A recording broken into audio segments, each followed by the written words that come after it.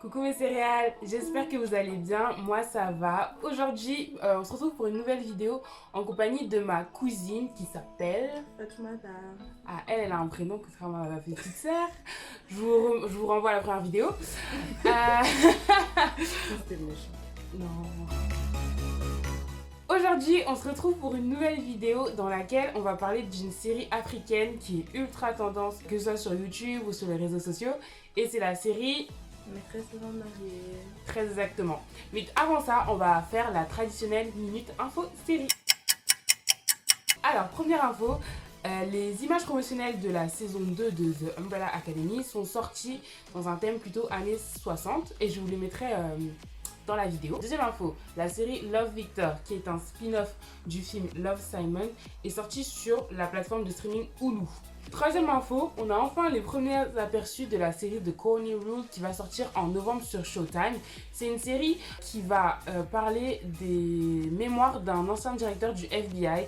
Et là, par exemple, on a les premiers aperçus d'un acteur qui va jouer le rôle de Donald Trump. Donc, ça va être plutôt intéressant. Et enfin, quatrième et dernière info, le 9 juillet sort une nouvelle série sur Hulu qui s'appelle Love Life. Love Life, c'est une série qui, chaque saison, mettra en avant un protagoniste différent. Et pour chaque protagoniste, dans chaque épisode, on parlera de son passif amoureux. On passe maintenant à la vidéo et à notre critique de la série Maîtresse d'un homme marié. Alors, Maîtresse d'un homme marié, c'est quoi? C'est une série sénégalaise qui passe sur la chaîne 2S TV et qui, quelques jours plus tard après sa diffusion, est disponible sur YouTube. Et c'est une série qui a un succès fou parce qu'elle rassemble 1 million, voire 1,9 million de spectateurs sur YouTube, rien que sur YouTube. Donc c'est une série qui a un énorme impact.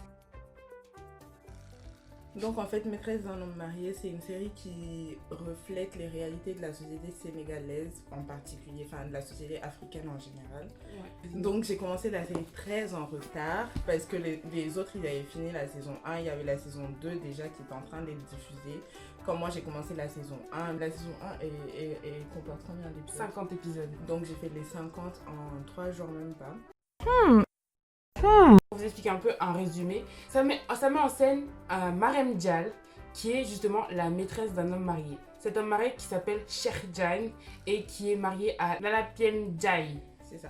Et en gros, ils sont mariés et oui, justement, au début, c'est la maîtresse de cet homme marié, mais il finit par l'épouser et donc il devient un homme polygame alors qu'à la base, il est monogame. Donc du coup, on va voir que Cheikh, en fait, il va suivre son cœur en épousant Marème, mais... La famille à Cher, elle n'accepte pas vraiment Marème parce que là, du coup, elle est, voilà, on voit dans la série qu'elle est intégrée et tout.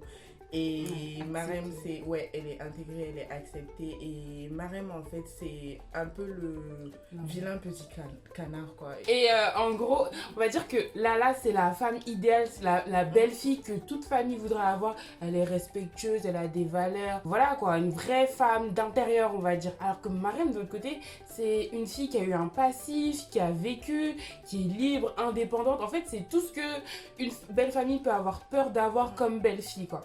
Et autour de ces personnages-là, qui sont, on va dire, qui est le noyau principal, il va y avoir d'autres personnages. On va avoir...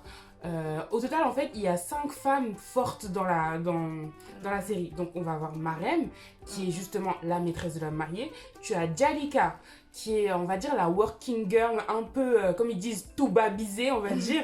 La working girl, mais qui, à côté de ça, a un mari qui est violent et alcoolique dans la saison 1. Ensuite, on va avoir Dior. Je parle de la saison 1, hein, parce qu'après, les personnages changent un peu dans la saison 2, mais bon. On va avoir Dior, qui est la meilleure amie de Jalika, mais qui en fait se remet du traumatisme d'avoir subi un mariage forcé. Après, on va avoir Raki, qui elle se remet du traumatisme d'avoir subi un viol plus jeune. Et enfin, on a Lala, la femme de Cheikh Diagne, qui est la femme entre guillemets parfaite, mais qui au final se rend compte que être une femme parfaite, ça ne suffit pas à rendre son homme fou amoureux de toi ou exclusif à toi.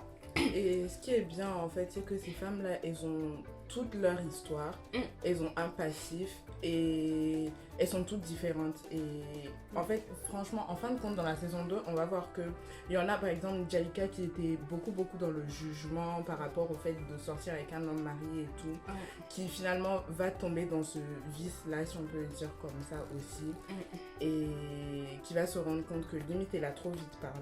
Ouais, voilà. En fait, c'est une série où les personnages ils peuvent vite se remettre en question par rapport à ce qu'ils ont dit. Et c'est aussi une série qui va aborder beaucoup de thèmes. En fait, c'est une série qui est très sociologique de la femme africaine et la femme dans le foyer africain, enfin la femme dans la vie africaine. Et en fait, c'est une série qui est sociologique. C'est une série qui met en scène la femme africaine et son rôle. Et en fait, bah, c'est très sociétal, sociologique. Et j'ai réussi.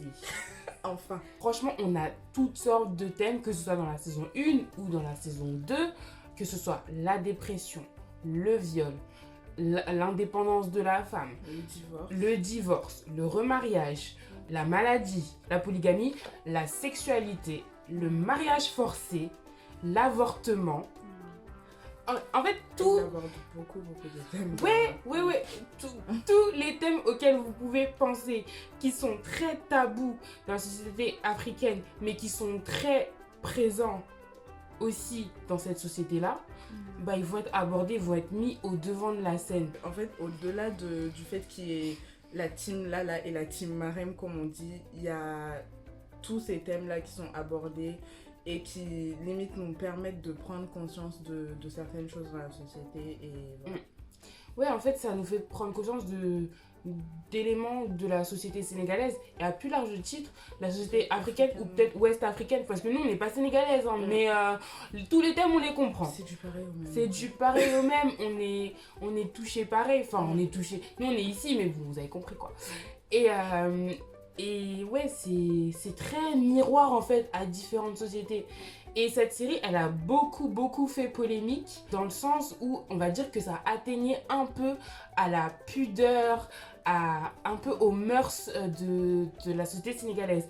Par exemple, il y a une plainte qui a été déposée dès la diffusion du premier épisode. Ah, ça j'ai vu. Ouais, par le comité des valeurs morales sénégalais. Donc c'est pour vous dire à quel point en fait ça a touché le pays, alors que j'ai envie de vous dire, en Afrique, que ce soit au Sénégal, au Mali, en Guinée, où vous voulez, on regarde des telenovelas sud-américaines qui ont des scènes bien plus explicites que Maîtresse d'un homme marié. Enfin, on voit rien en fait. Dans Maîtresse d'un homme marié, c'est implicité, mais c'est pas vu, on voit pas les choses. Alors dans les telenovelas, c'est beaucoup plus explicite. Enfin, ça a choqué parce qu'en fait, ça venait d'Afrique et on n'était pas habitué à ça. Alors moi je trouve que c'est une série très bien, enfin dans le résumé je pense qu'on l'a assez dit, qui parle des réalités africaines en général, sénégalaises en particulier. Mais après, mon truc c'est que les sous-titres qui viennent 15 ans après, là par contre, non, ça c'est un truc qui me pique parce que on n'est pas sénégalaise nous et on s'y intéresse vraiment. Au pire qui parle un peu plus français. Non, moi je trouve pas. Mais attends. Ou qui mettent à temps les sous-titres. Ouais. Moi, c'était plus ça mon avis. Ok, les sous-titres, oui, c'est vrai que par exemple sur YouTube, ils vont mettre un épisode et les sous-titres vont venir peut-être 2 jours plus tard. Le pire, c'est les épisodes du vendredi. Les sous-titres, ils arrivent que dimanche soir, je crois. Alors toi, t'es pressé de regarder, t'es au taquet, mais ça vient pas. Mais moi, je suis pas d'accord concernant la langue. Moi, je trouve ça excellent qu'ils parlent Wolof. En fait, c'est mettre en avant leur richesse culturelle et montrer qu'en fait, il n'y a pas que le français dans la vie et qu'on n'est pas obligé de parler français pour faire un truc qui réussit. Mais un peu plus quand même. Pour nous qui sont pas français non plus, mais qui nous intéressons à ça. Quoi. Moi, franchement, je suis très bien avec le Wolof.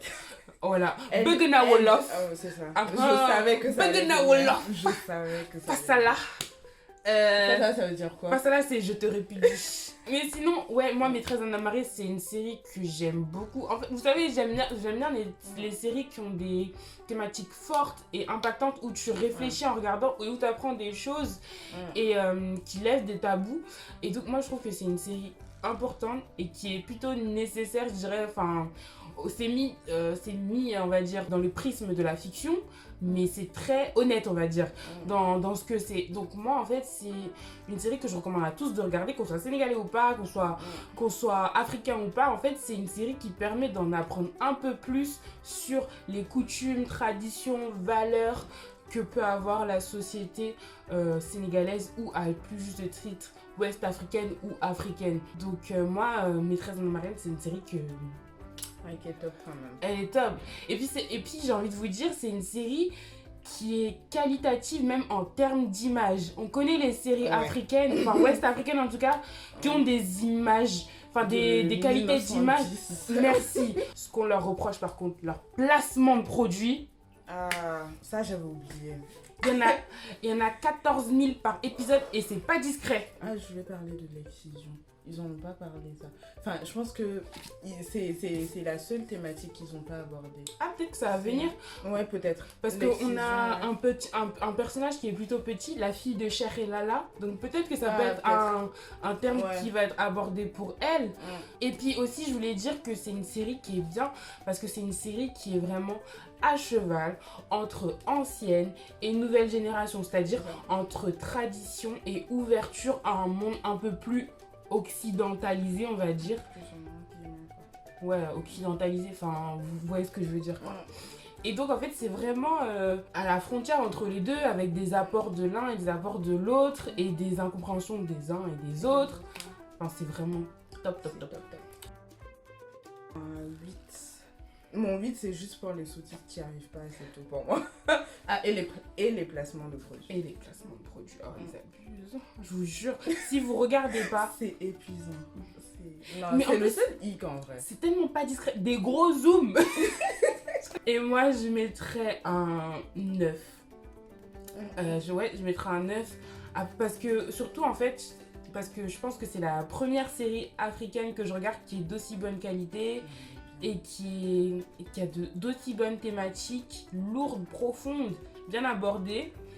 Et donc, moi, je mettrais 9.